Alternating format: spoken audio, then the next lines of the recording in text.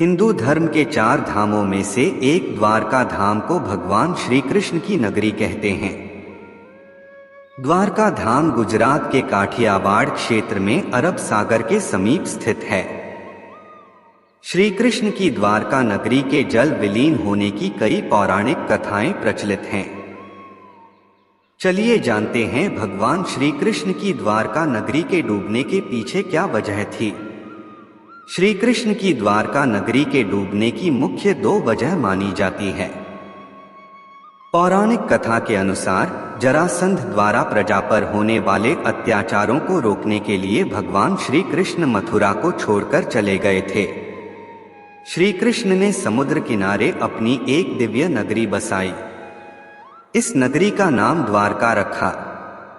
माना जाता है कि महाभारत के 36 वर्ष बाद द्वारका नगरी समुद्र में डूब गई थी। महाभारत में पांडवों की विजय हुई और सभी कौरवों का नाश हो गया था। इसके बाद जब युधिष्ठिर का हस्तिनापुर में राजतिलक हो रहा था, उस समय श्री कृष्ण भी वहां मौजूद थे। तब गांधारी ने श्री कृष्ण को महाभारत युद्ध का दोषी ठहराते हुए भगवान श्री कृष्ण को श्राप दिया कि अगर मैंने अपने आराध्य की सच्चे मन से आराधना की है और मैंने अपना पत्नीव्रता धर्म निभाया है, तो जो जिस तरह मेरे कुल का नाश हुआ है, उसी तरह तुम्हारे कुल का नाश भी तुम्हारी आंखों के समक्ष होगा। कहते हैं इस श्राप की वजह से श्री कृष्ण की द्वारका नगरी पानी में समा गई। एक अन्य पौराणिक कथा के अनुसार एक बार महर्षि विश्वामित्र, देव ऋषि नारद कर्ण द्वारका गए। तब यादव वंश के कुछ लड़के ऋषियों के साथ उपहास करने के प्रयोजन से श्री कृष्ण के पुत्र सांब को स्त्री वेश में ले गए और ऋषियों से कहा कि यह स्त्री गर्भवती है। आप इसके गर्भ में पल रहे शिशु के बारे में बताइए कि क्या जन्म लेगा।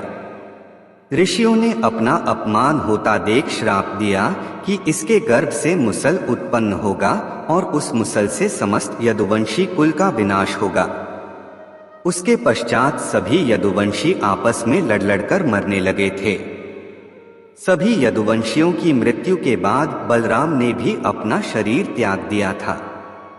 श्री कृष्ण पर किसी शिकारी ने हिरण समझकर बाण चला दिया था, जिससे भगवान श्री कृष्ण देवलोक चले गए।